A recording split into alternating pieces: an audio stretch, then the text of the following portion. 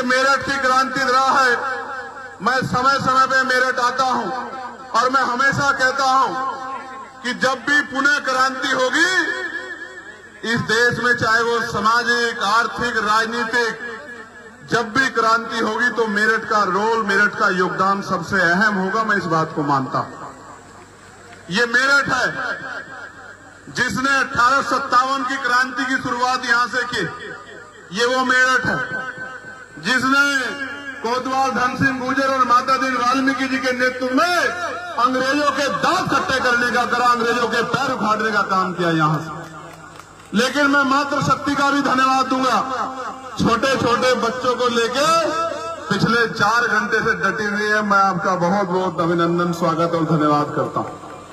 और मेरे पास शब्द नहीं है आपके लिए कुछ कहने को। बस मैं ये कह सकता हूं, आपका बेटा होने के नाते, आपका भाई होने के नाते, कि जो वचन आपको दे रहा हूं, मैं मिट तो सकता हूं लेकिन मेरा वचन कटेगा नहीं। इस बात को मेरी आप याद रखना। मेरा नाम चंद्रशेखर आजाद। प्यारे साथियों, एक लंबा सफर है और वो सफर आपकी आंखों के सामने गुजरा। चाहे 16 महीने जेल की रातें हों या दिल्ली में गुरुघर बचाने के लिए तिहाड़ में 2-2 बार, या एनआरसी का वो आंदोलन जब मुसलमान के साथ कोई खड़ा नहीं होना चाहता, या किसानों का वो आंदोलन जब 13 महीने किसान सड़कों पे थे, या पहलवान बेटियों का वो आंदोलन जब उनकी इज्जत की सम्मान के लिए संघर्ष हो रहा था। कोई ऐसा आंदोलन देश में नहीं है। और अभी आपको याद होगा कब्सार की घटना आपके सामने है।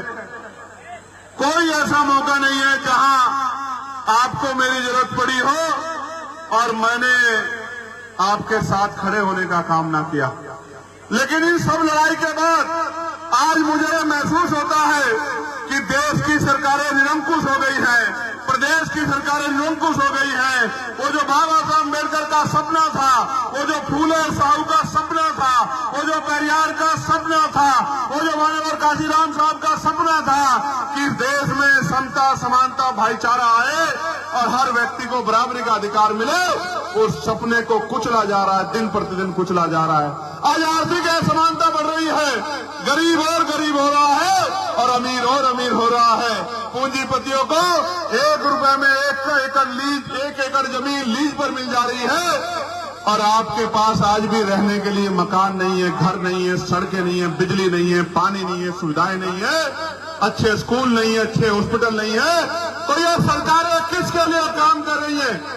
ये जो जनता के लिए कहते हैं स्कूल बना रहे हैं, जनता के लिए कहते हैं हॉस्पिटल बना रहे हैं, ये जनता के लिए बनाने वाले हॉस्पिटल और स्कूलों में अपने बच्चों को क्यों नहीं पढ़ाते, उनका इलाज क्यों नहीं कराते? क्योंकि ये पूरा सिस्टम गरीबों से उनके हक अधिकार छीन लेना चाहता है।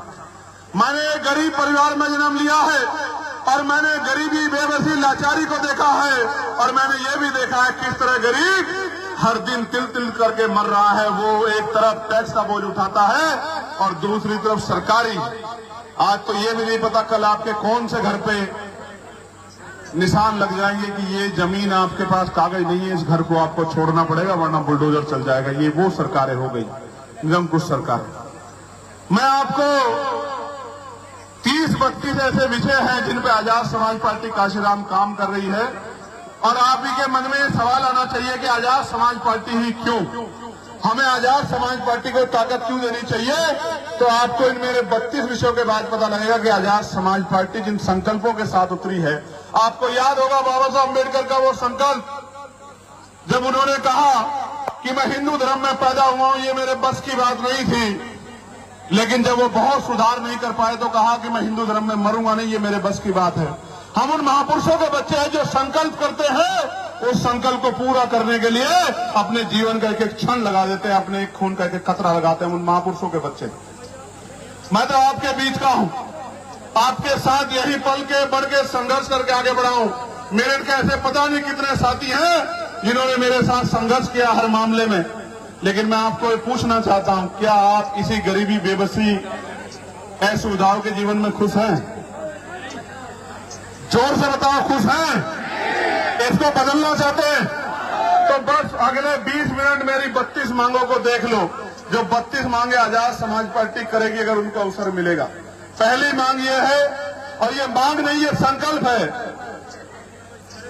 कि शिक्षा सबके लिए समान होनी चाहिए और कक्षा 1 से लेकर 12 तक सबके लिए शिक्षा मुफ्त होनी चाहिए और क्वालिटी एजुकेशन मिलना चाहिए। वही शिक्षा जो प्राइवेट स्कूलों में मिलती है, वही शिक्षा सरकारी स्कूलों में मिलनी चाहिए और वो मुफ्त मिलनी चाहिए, क्योंकि हम टैक्स देते हैं। आप हमें नौकरी रोजगार तो बहुत दूर की बात हो गई, अगर हम अपनी शिक्षा भी नहीं दे सकते तो हम समझते हैं कि आप हमें आगे नहीं बढ़ा सकते, आप तो हमारा गला घोटने का काम कर रहे हैं। आप महसूस करके देखो, आज अच्छी शिक्षा के लिए आपको प्राइवेट स्कूल में जाना पड़ेगा और प्राइवेट स्कूल की फीस देने की हैसियत हर परिवार की नहीं है, लेकिन प्राइवेट स्कूल का मुकाबला सरकारी स्कूल के बच्चे नहीं कर सकते हैं। और सोचो जब कंपटीशन होगा, और वो भी कंपटीशन कब, जहां पेपर लीक हो रहे हो। मीडिया के मेरे बंधुओं, पूछो सरकार से सवाल आपके बच्चों का भी है कि एक बच्चा पढ़ के मेहनत करेगा रात भर जाग के, और दूसरा पैसे के दम पे पेपर लीक करा के नौकरी रोजगार ले जाएगा, तो न्याय कैसे होगा, निष्पक्षता कैसे आएगी, आप मुझे बताओ। नीट का पेपर लीक होगा, रीट का पेपर लीक होगा, एसएससी जीडी का पेपर लीक होगा, पुलिस का पेपर लीक होगा, कोई ऐसी भर्ती नहीं होगी जिसमें घोटाला नहीं होगा। तो ये निकम्मी सरकार सिर्फ पैसे वालों की सरकार है, तो जनता इनके साथ क्यों खड़ी हो, जनता इनको क्यों ना जवाब दे। इसलिए नारा दिया है कि सत्ता परिवर्तन होना चाहिए और हमारे बोर्ड फाड़ने से कुछ नहीं होगा, हमें परमिशन हमारी रोकने से कुछ नहीं होगा। हमारे नेता यहां बैठे, हम लोग घर घर जाके काम करें, कितनी परमिशन रोकोगे। जब तक हमारे शरीर में लहू का आखिरी कतरा रहेगा, हम इन अधिकारों के लिए लड़ते रहेंगे और हम पीछे हटने वाले नहीं हैं। हम वीर गति प्राप्त कर सकते हैं लेकिन पीछे नहीं हटेंगे। इसलिए मैं आपको कहना चाहता हूं कि हम प्रदेश के सभी परिवारों को बेहतर से बेहतर और मुफ्त इलाज की व्यवस्था करेंगे। आप अपने मन से सोचो, आज अगर डॉक्टर के यहाँ जाओगे तो 500 रुपए से कम का पर्चा तो नहीं बनता प्राइवेट डॉक्टर के यहाँ, बनता है क्या? लेकिन क्या यहाँ न्यूनतम मजदूरी 500 रुपए मिल रही है सब परिवारों को? 500 का मतलब क्या हुआ? 15,000 रुपए महीना। क्या हर परिवार 15,000 रुपए महीना कमा पा रहा है? नहीं। जबकि केंद्र सरकार ने, मैंने लोकसभा में लड़ाई लड़ी थी, न्यूनतम वेजेस 753 रुपए कुशल रोजगार श्रमिकों के लिए करा दिया था, उसके बाद भी इस उत्तर प्रदेश की सरकार ने लागू नहीं किया। मैं आज आपको कह रहा हूं, उत्तर प्रदेश में राजकाज बनेगा तो चाहे आप खेत में काम करें या कंपनी में या फैक्ट्री में या किसी की दुकान पे या सड़क पे या चौराहे में या कहीं भी, न्यूनतम 750 रुपए आपको दैनिक वेतन मिलेगा। मेरी बात को आप याद रखना, नोट करके रख लो जो मैं आज आपसे कह रहा हूं। और इसका मतलब यह है कि 750 का मतलब आपको 20,000 रुपए से ज्यादा का वेतन हर माह मिलेगा। इस बात को समझो। आशा बहने हो, आंगनबाड़ी बहने हो, भोजन माताएं, पंचायत सहायक हो, रोजगार सेवक हो या और हमारे जो हैं कर्मचारियों, चाहे सफाई कर्मचारी, सबको कॉन्ट्रैक्टर लेबर खत्म करके पक्की नौकरी, संविदा की नौकरी के साथ उसके जीवन को बेहतर अवसर देंगे। इस बात का मैं आपको विश्वास दिलाता हूं।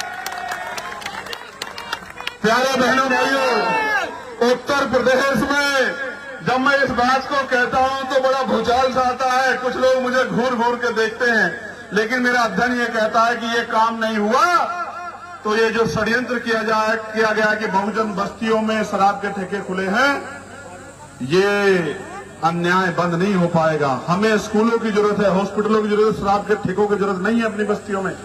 मैं आज कह रहा हूं, जिस दिन राजकाज बनेगा सारे शराब के ठेकों को लाइब्रेरी में परिवर्तित कर दिया जाएगा, उस दिन डिजिटल लाइब्रेरी में परिवर्तित कर दिया जाएगा और शराबबंदी लागू करेंगे। शराबबंदी लागू करके इनको पीने के लिए जूस देंगे, फ्री में देंगे, लेकिन शराब नहीं देंगे इन लोगों को। मेरी बात का ध्यान रखना, क्योंकि मैं जानता हूं कि 70% परिवार शराब की वजह से टूटते हैं और सड़कों पर जो दुर्घटना होती है उनमें 70% दुर्घटनाएं शराब की वजह से होती है। मेरी मां बहनों, प्यारे बच्चों, नौजवानों, जितना बैकलॉग पड़ा है, एक नौजवान होने के नाते अभी तो मैं भी उस पे हूं, अग्निवीर पे 5 साल वाली नौकरी पे। इस पे भी नहीं पता कब जजों का मूड खराब हो जाए और मुझे कह दें कि भाई इसकी नौकरी खत्म हो गई है, क्योंकि न्याय व्यवस्था पे आजकल पहरा है। सरकार का ध्यान रखना मेरी बात को। इसलिए आपको कह रहा हूं कि बैकलॉग भरेंगे। पहली कैबिनेट में 5 लाख पक्की नौकरियां उत्तर प्रदेश के नौजवानों को दिला के रहेंगे, कोई रोक नहीं पाएगा। मेरी बात को याद रखना। पुलिस के कर्मचारी भाई सुन लो, सरकार के इशारे पे चाहे मजबूर होकर कई कदम उठा लो, आपको 8 घंटे की ड्यूटी और सप्ताह में एक दिन छुट्टी और बॉर्डर स्कीम अगर कोई खत्म करेगा तो आजाद समाज पार्टी काशीराम खत्म करेगी और किसी की हिम्मत की बात नहीं। उसके बाद जो शिक्षक हैं उनको सिर्फ शिक्षा के काम में लगाया जाएगा, पोलियो में, गन्ना में, चुनाव में इनमें कहीं नहीं ड्यूटी लगेगी, इनके लिए अलग से सिस्टम बनाया जाएगा। शिक्षक का काम केवल पढ़ाना होगा, भविष्य को सुधारना होगा, भविष्य को संवारना होगा। शिक्षक को ना मजबूर करेंगे ना उसकी जिम्मेदारी से भागने देंगे, उसको जो अच्छी शिक्षा व्यवस्था हो दे इसकी व्यवस्था करेंगे। प्यारे साथियों, प्रदेश के प्रत्येक नागरिक की सुरक्षा सुनिश्चित करेंगे और मजबूत और जवाबदेह कानून व्यवस्था लागू करेंगे। मेरठ के अनुष्का पाल याद है, नहीं याद है आपको? याद है? क्यों कह रहा हूं अनुष्का पाल? इसलिए कह रहा हूं, याद करो, वो नेशनल लेवल की प्लेयर थी, नेशनल लेवल की। और क्या हुआ? 44 दिन बाद उसकी डेड बॉडी नाले से बरामद होती है। ये है कानून व्यवस्था। 44 दिन बाद एक बेटी 44 दिन तक गायब है, किसी को फर्क नहीं पड़ा। ये है कानून व्यवस्था। और अगर जाति धर्म के आधार पर कार्रवाई करनी हो तो आज घटना होगी, कल सुबह बुलडोजर चलेगा और गोली लग जाएगी। ये भी आपकी आंखों के सामने हो रहा है, ये आपसे छिपा हुआ नहीं। प्यारे साथियों, आपको कपसाड़ भी याद होगा, किस तरह चीरहरण किया गया आपकी बच्ची का, ये भी आपको याद होगा। और जब मैं आया था तो पूरा बैरिकेडिंग लगा के मुझे लड़ने के लिए, भागने के लिए, दौड़ने के लिए मजबूर किया गया, क्योंकि अपराध नहीं रोक सकते, अपराध के खिलाफ लड़ने वालों को रोकना चाहते, ये सरकारें काम कर रही। प्यारे साथियों, महिला सुरक्षा के लिए सख्त कानून बनाएंगे और त्वरित न्याय हेतु फास्ट ट्रैक कोर्ट की व्यवस्था करके 1 महीने के अंदर गुंडों को, जो बेटियों का अपमान करेगा, मुख्यमंत्री कहते हैं हर चौराहे पे खड़ा यमराज, उनका यमराज तो छुट्टी पे है, लेकिन यहां 1-1.5 महीने के अंदर सजा दिला के बहन बेटियों पर अन्याय करने वालों को फांसी दिलाने का काम करेंगे। मेरी बात को आप याद रखना।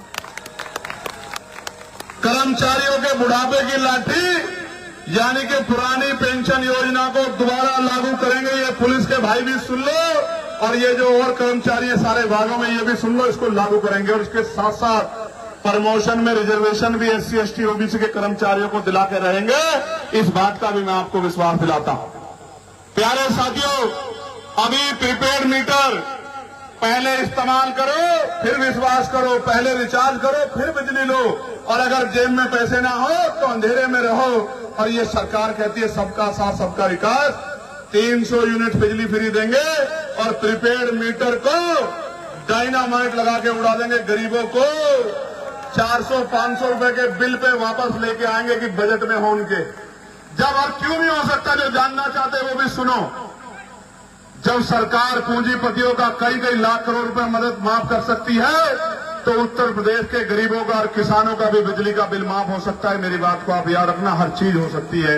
आप पूंजीपतियों को हितैषी हो तो उनका माफ करते हो, हम इनके हितैषी हैं तो इनका माफ करेंगे। ये बात मैं आपको बता रहा हूं। प्यारे साथियों, किसानों को उनकी फसलों पर MSP की गारंटी देंगे और उनकी मेहनत का उचित मूल्य मिल सके, इसलिए जो गन्ना वाला क्षेत्र है, गन्ने का सबसे मजबूत मूल्य हम लोग देने का काम करेंगे। इस बात का भी मैं आपको विश्वास दिलाता हूं। उद्योग धंधे लगा के BPCL, HPCL, IOCL और तमाम थर्मल प्लांट, पावर प्लांट लगा के आपके क्षेत्रों में रोजगार की व्यवस्था करेंगे, जिससे आपका पढ़ा लिखा बच्चा बेरोजगार ना घूमे और उसको तकलीफ का सामना न उठाना पड़े। प्यारे भाइयों बहनों, खाने पीने की वस्तुओं में जो मिलावट हो रही है, जान से खिलवाड़ हो रही है, उस पर सख्त कानून बना के उससे लोगों की जीवन रक्षा करेंगे। और तहसील स्तर पर जितने भी फॉर्म भरे जाते हैं, पहली बात तो सुनो, कोई फॉर्म ऐसा नहीं होगा जिसमें सरकार पैसा लेगी। निःशुल्क पेपर। एक बात, ट्रांसपेरेंसी होगी, निष्पक्ष होगा। दूसरी बात, सेंटर एक जिले से दूसरे जिले में लग जाएगा और बेटियों का सेंटर दूसरे जिले में भी जाएगा, उसी जिले में पेपर होगा। मेरी बात को याद रखना। और जिसका हक बैठता है उसको नौकरी रोजगार मिलेगा, इस बात की भी मैं आपको गारंटी देता हूं। और उनकी तैयारी के लिए IAS, IPS और तमाम एग्जाम, PCS, सबके लिए हर तहसील स्तर पर कोचिंग सेंटर खोला जाएगा, वो भी मुफ्त और वो भी वेल सुविधाओं से भरा हुआ कोचिंग सेंटर खोलेंगे कि उनकी तैयारी में कमी ना आए। साथ साथ मैनुअल सफाई प्रथा को पूरी तरह समाप्त कर मशीन आधारित सफाई व्यवस्था लागू की जाएगी और 7,000, 5,000, 11,000 पे किसी को सीवर में नहीं उतरना दिया जाएगा। पक्की नौकरी दी जाएगी अगर सफाई का काम आगे बढ़ेगा तो। रेडी पटरी वालों और छोटे व्यापारियों के लिए वेंडिंग जोन बनाकर सुरक्षित व्यवस्थित बाजार उपलब्ध कराए जाएंगे। आज क्या है, अगर नहीं दोगे पैसे तो ठेली और वो जो दुकान लगाई है सब उखड़ जाएगी, बुलडोजर चल जाएगा। दे दोगे पैसे। दिल्ली में 20 लोगों की जान गई, कह रहे हैं अवैध होटल है। तो इस अवैध होटल को हटाया क्यों नहीं आपने? लेकिन अवैध एक झोपड़ी नहीं रखोगे आप गरीब की, वो ठंड गर्मी में सह लेगा, लेकिन पैसे वालों के खिलाफ नहीं जाओगे। इसलिए रेडी पटरी वालों की, ठेली वालों की भी जीवन यापन का ध्यान रखना पड़ेगा। साथ साथ खेल और खिलाड़ियों को बढ़ावा देने के लिए स्थानीय स्तर पर खेल योजनाओं को प्रभावी ढंग से लागू किया जाएगा और राज्य के स्तर पर अंतर्राष्ट्रीय स्टेडियम बना के युवाओं को ग्रामीण प्रतिभाओं को निखारने के लिए अवसर दिया जाएगा। इस बात का भी मैं आपको विश्वास दिलाता हूं। उत्तर प्रदेश की अति पिछड़ी जातियां जिनमें पाल है, प्रजापति है, कश्यप है, सेन है, विश्वकर्मा है, निषाद है, उन जातियों को जिनको अवसर नहीं मिले उनको 27% से अतिरिक्त ईडब्ल्यूएस की तरह 15% अतिरिक्त आरक्षण की व्यवस्था करा के रहेंगे। इस बात का भी मैं आपको विश्वास दिलाता हूं। प्यारे साथियों, एससी, एसटी और ओबीसी वर्ग के जो कर्मचारी हैं, हालांकि मैं इस बात को दोहरा चुका हूं कि उनके लिए प्रमोशन की जो व्यवस्था थी वो 2012 में जो एक सरकार आई थी जो कहती है, आज नारा लगाती है, पता नहीं क्या क्या नारा लगाती है, उस सरकार ने वो प्रमोशन में डिमोशन लागू करा के लाखों कर्मचारियों को खून के आंसू रोने के लिए मजबूर किया था। हम एससी, एसटी के साथ ओबीसी भाइयों को भी प्रमोशन में रिजर्वेशन दिलाने का काम करेंगे और मुख्य पदों पर ले जाने का काम करेंगे। इस बात का मैं आपको विश्वास दिलाता हूं। अभी आपको याद होगा, अपने दिल पे याद रख के बताओ, क्या बाबा साहब अम्बेडकर की जयंती पर नई परमिशन मिलती है? नहीं मिलते। मिलती है नई परमिशन? नहीं मिलते। गुरु रविदास जी की जयंती पे मिलती है? नहीं मिलते। गुरु कबीर जी की जयंती पे मिलती है? नहीं मिलती। भगवान बुद्ध की जयंती पे मिलती है? नहीं मिलती। कोतवाल धनसिंह गुजर की जयंती पे मिलती है? नहीं। सम्राट मीर भोज जी की जयंती पे मिलती है? नहीं मिलते। क्यों नहीं मिलती? इनकी धार्मिक आस्था का सम्मान नहीं होना चाहिए? बहुजन समाज के हर महापुरुष की जयंती पे, चाहे फूले साहू की हो चाहे पेरियार की, जहां आप बनाओगे परमिशन भी देंगे और सम्मान भी देंगे। इस बात का मैं आपको विश्वास दिलाता हूं। जैसे फूल बरसते हैं और त्योहारों पे, आपकी महापुरुषों की जयंतियों पे भी फूल बरसेंगे आपके पवित्र स्थानों पे। मेरी बात को आप याद रखना। संविदा कर्मचारियों को अस्थायी नौकरी और ठेकेदारी प्रथा को खत्म करेंगे और कहीं आप अपने महापुरुषों की मूर्तियां लगाओगे तो सरकार फूलों से स्वागत करेगी। डंडे वाली सरकार का इलाज हो जाएगा इस बार 27 में। आप लोग चिंता मत करो। बहुत डंडा बजाया इन लोगों ने। आशा आंगनवाड़ी बहनों को, भोजन माताओं को, सहायिकाओं को राज्य कर्मचारी का दर्जा दिलाएंगे। पिछले वर्ष हुए, जितने भी पिछले वर्षों में इनकाउंटर में बुलडोजर कार्रवाई हुई, इन पर स्वतंत्र आयोग बना के इसमें जो है निष्पक्ष कार्रवाई की जाएगी। जिसने अपराध किया वो बचेगा नहीं, कितना ही बुलडोजर चला ले। और 6 महीने बाकी है, बचेगा नहीं जिसने सरकार के सारे पर अन्याय किया गरीबों के साथ। जिन्होंने गरीबों के घरों बुलडोजर चलाए हैं उनकी तनख्वाह से उस घर का पैसा वसूल करके दिखाएंगे। मेरी बात को आप याद रखना। होमगार्ड जवानों को, राज्य कर्मचारी के समान वेतन, पीआरडी जवानों को बेहतर मानदेय और अन्य सुविधाएं। और देखो, आपने सरकार का प्रोपेगेंडा सुना होगा, स्मार्ट सिटी। मेरठ भी है ना उसमें नाम? ये स्मार्ट सिटी बन गया क्या? एक गड्ढे मैं गया था एक बस्ती में, 2 बच्चे पानी में डूब के जान चली गई थी। इतना कूड़ा हुआ था, मैं आज भी मेरे याद है। स्मार्ट सिटी बने ना बने, 80% आबादी गांव में निवास करती है। गांव की कनेक्टिविटी बढ़ाएंगे, गांव में रोजगार लेके जाएं, गांव में सड़कें लेके जाएं, गांव में बिजली लेके जाएं, गांव में पानी लेके जाएंगे, गांव में रोजगार की व्यवस्था लेके जाएं, गांव में अस्पताल लेके जाएंगे, गांव को जोड़ेंगे रोजगार से, ग्रामीण इकोनॉमी को मजबूत करेंगे। ये मैं आपसे वादा करता हूं। प्यारे साथियों, ग्रामीण क्षेत्रों में रहने वाली महिलाओं को और शहरी क्षेत्रों में रहने वाली महिलाओं को कुटीर उद्योग और उचित प्रशिक्षण देके उद्योग धंधे लगा के रोजगार देने का काम करेंगे। आप बताओ, आपको महिलाओं को रोजगार मिलना चाहिए नहीं मिलना चाहिए? कब तक हाथ फैलाती रहोगी? जहाज में बैठी हो, जहाज में बैठी हो, जितनी बैठी हो जरा हाथ उठाना। जो बैठी हो वो उठाना, हाथ हिलाने को मत उठाना। नहीं बैठी हो तो ये कहां लिखा है, कौन सी किताब में लिखा है, कौन से ग्रंथ में लिखा है कि जहां पैदा होंगे वहीं मर जाएंगे और महिलाएं हवाई जहाज हेलीकॉप्टर में नहीं घूम पाएंगी? किसने लिखा आपकी किस्मत में? इस जहां भी ये लिखा है उसको फाड़ के फेंक देंगे, महिलाओं को रोजगार देंगे, उनके हाथ में पैसा पहुंचाएंगे, उनके सपने जीने का अधिकार देंगे उनको। मेरी बात को याद रखना। एक और बात सुनो मीडिया के बंधुओं, आपने सुना होगा मुख्यमंत्री 2015 में कहते थे गाय को राष्ट्र माता का दर्जा मिलना चाहिए। कहते थे नहीं कहते थे? कहते थे मुहिम चलाएंगे जब सांसद थे। और अब उनसे पूछा तो कह रहे हैं उत्तराखंड में खड़े हो गए, उसमें बिजनौर में हमारे यहाँ। क्या जरूरत है? मैं बताता हूं क्या जरूरत है। आपने जो बीफ कंपनियों से बड़े बड़े चंदा लेके बीफ एक्सपोर्ट में सबसे ऊपर के नंबर पर खड़ा कर दिया भारत को, और आपने जो यहाँ गाय के नाम पे हिंसा कर करके लोगों की जान लिए, इसलिए आपको पता है कि ये बंद हो जाएगी आपकी राजनीति, इसलिए आप नहीं देना चाहते। अगर सच्चे हो, अपनी बात के पक्के हो, संत हो, तो करो घोषणा, राज्य का दर्जा दो, राज्य माता का दर्जा दो, तो हम ये मान लें कि आपकी कथनी करनी एक है, वरना माना जाए कि ये सब राजनीति है। इस बात का भी मैं आपके सामने जिक्र कर रहा हूं। प्यारे साथियों, 69,000 शिक्षक भर्ती के जो अभ्यर्थी हैं उनको उनका अधिकार दिलाने का काम करेंगे। पेपर लीक जैसी घटनाओं पर सख्त कानून बना के दोषियों की संपत्ति जब्त कराएंगे और अभ्यर्थियों के लिए वार्षिक कैलेंडर जारी करेंगे, जिससे परीक्षाएं समय पर और पारदर्शी निष्पक्ष तरीके से कराई जा सके। और साथ ही परीक्षा केंद्रों को नजदीक किया जाएगा। उत्तर प्रदेश के हर बेघर को पक्का मकान देंगे, भूमिहीन को भूमि देंगे।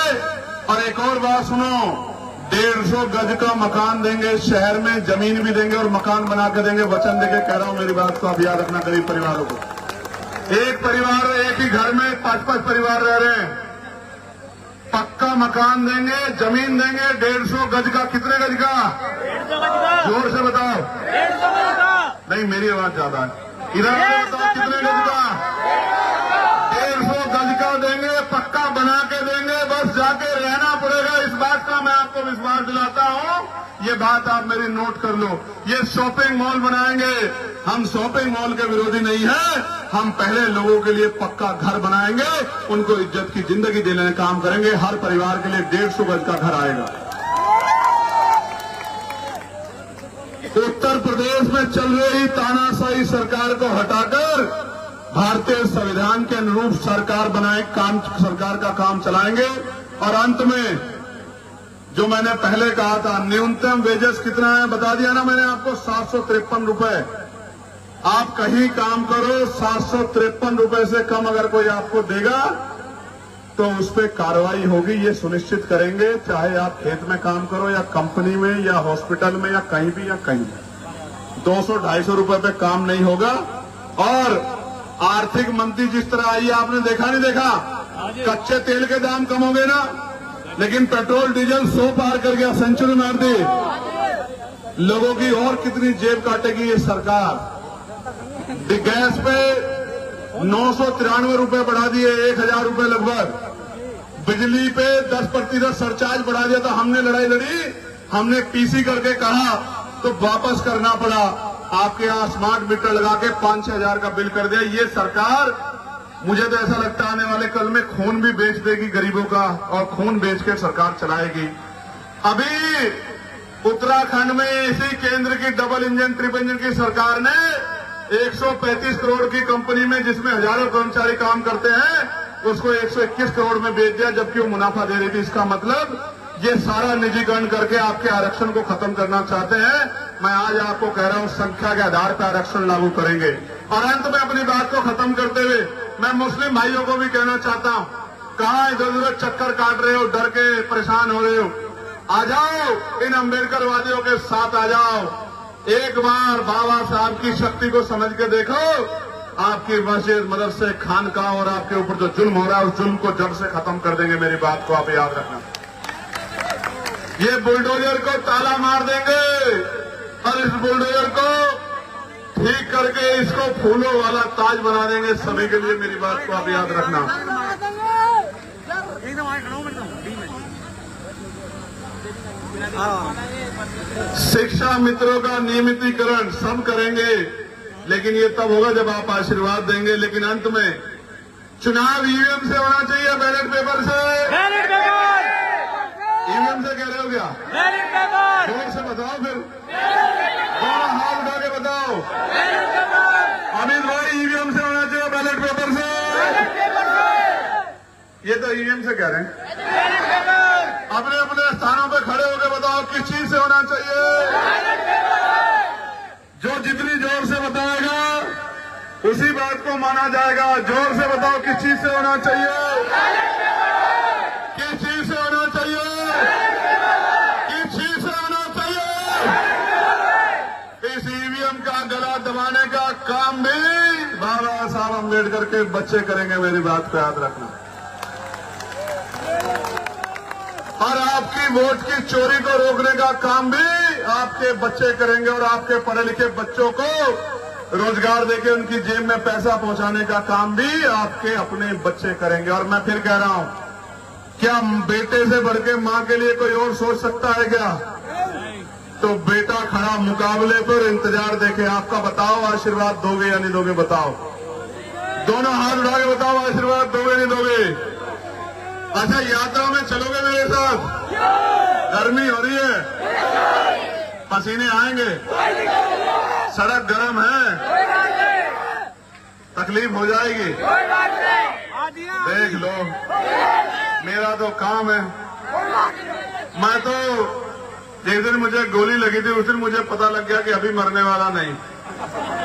अभी तो आपके आंसू पोंछने हैं, आपकी गरीबी, बेबसी, लाचारी की बेड़ियां काटनी है। अभी तो आपके बच्चों को और आपको स्वाभिमान सम्मान का जीवन दिलाना है।